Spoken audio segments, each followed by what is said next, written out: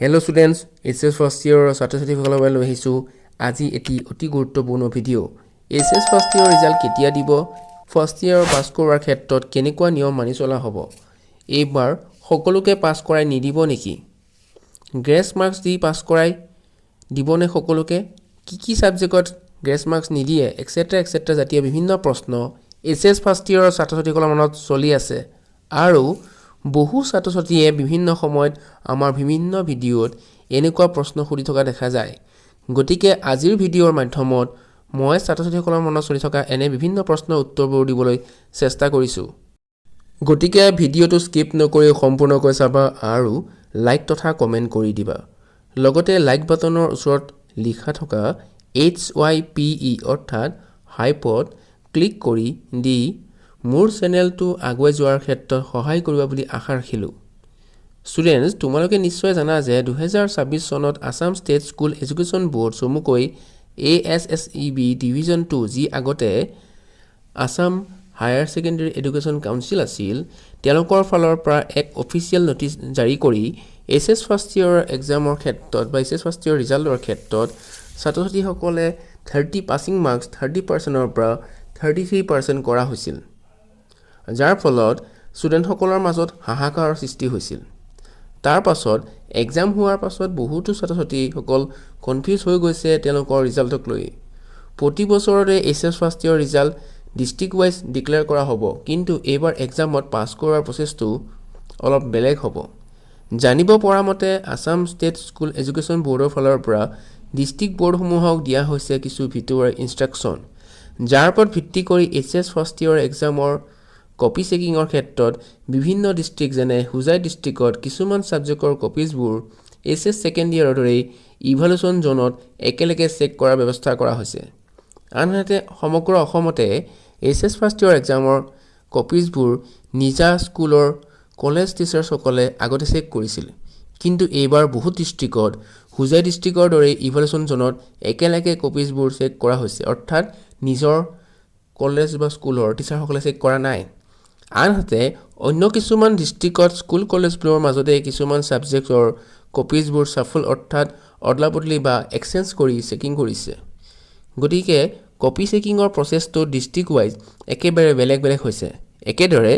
এইবাৰ SS first ইয়াৰৰ ছাত্ৰ-ছাত্ৰীসকলৰ বাবে পাছ কৰা নিয়মো বদলি গৈছে থিওৰি পাৰ্টত মিনিমাম 30% আৰু প্ৰেক্টিকেল পাৰ্টত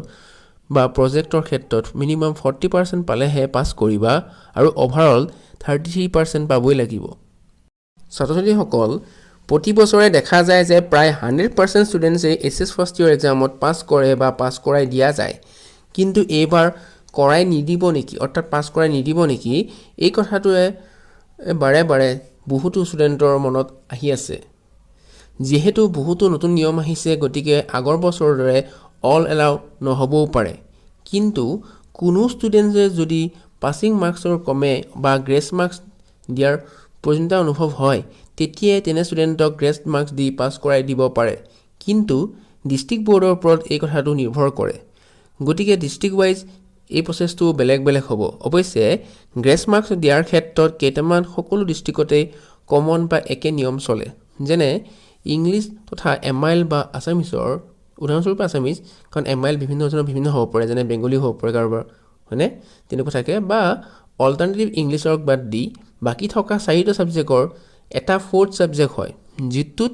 জেনেৰেলি ষ্টুডেণ্টে ফেইল কৰিলেও একো নহয় এক্সামত যিটো সাবজেক্টত আটাইতকৈ কম নম্বৰ পায় সেইটোৱে ফ'ৰ্থ সাবজেক্ট গতিকে তোমাৰ ফ'ৰ্থ সাবজেক্টত ফেইল কৰিলেও একো নহয় বা কোনোবা এটা ধৰা 6টা সাবজেক্ট আছে এটাত ফেইল কৰিছা সেইটো ফ'ৰ্থ সাবজেক্ট হৈ যাব সেইটোৰ লগত তোমালোকৰ ৰিজাল্টৰ কোনো কানেকশ্যন নাই কিয়া কিন্তু ভাবি ফ'ৰ্থ সাবজেক্টৰ এক্সামটো দিব লাগে ইংলিছ আৰু এমাইল বা অল্টাৰনেটিভ ইংলিছৰ ক্ষেত্ৰত আগতে গ্ৰেছ পাবলৈ টান আছিল কিন্তু এইবাৰৰ পৰা এই দুটা সাবজেক্টতো যদি অলপ কম মাৰ্কছ পোৱা যায় তেনেহ'লে তেনে ছাত্ৰ-ছাত্ৰীক গ্ৰেছ মাৰ্কছ দি পাছ কৰাই দিয়াৰ এটা প্ৰচেষ্টা হাতত লোৱা হৈছে এইবাৰ SS ফাইনেল এক্সামৰ কপি চেকিংৰ ক্ষেত্ৰতো এইটো নিয়মে মানি চেক কৰিছে বুলি জানিব পৰা গৈছে অৱশ্যে ষ্টুডেণ্টজনৰ ওভাৰঅল মাৰ্কছ ভাল হ'লেহে ইংলিছ তথা এমাইল বা আছামিছৰ বা অল্টাৰি ক্ষেত্ৰত গ্ৰেছ দিব পাৰে এতিয়া আহোঁ ৰিজাল্ট কেতিয়া ডিক্লেয়াৰ কৰিব সেইটো কথালৈ ডিয়াৰ ষ্টুডেণ্টছ SS ফাৰ্ষ্ট ইয়েৰৰ ৰিজাল্টসমূহ ডিষ্ট্ৰিক্ট বোৰ্ডবোৰে নিজৰ মতে বেলেগ বেলেগকৈ ডিক্লেয়াৰ কৰে। এই ক্ষেত্ৰত জানিব পৰা মতে কিছুমান ডিষ্ট্ৰিক্টৰ প্ৰাইভেট স্কুল কলেজে ইতিমধ্যে SS ফাৰ্ষ্ট ইয়েৰৰ ৰিজাল্ট ডিক্লেয়াৰ কৰিছে, কিন্তু ডিষ্ট্ৰিক্ট বোৰ্ডসমূহৰ পৰা পতা পৰীক্ষাসমূহৰ ৰিজাল্ট বিহুৰ পাছতহে ডিক্লেয়াৰ হ'ব আৰু এপ্ৰিল মাহৰ ভিতৰতেই ছেকেণ্ড ইয়েৰৰ এডমিশ্যন তথা তাৰ লগত জড়িত বিভিন্ন কাম কাজবোৰ কৰা হ'ব আৰু মে' মাহৰ ফাৰ্ষ্ট উইকৰ পৰাই ক্লাছবোৰ ষ্টাৰ্ট হোৱাৰ সম্ভাৱনা আছে। So' students, that's it for today. তোমালোকৰ কিবা সুধিবলগীয়া থাকিলে কমেণ্ট বক্সত কমেণ্ট কৰি সুধিব পাৰিবা।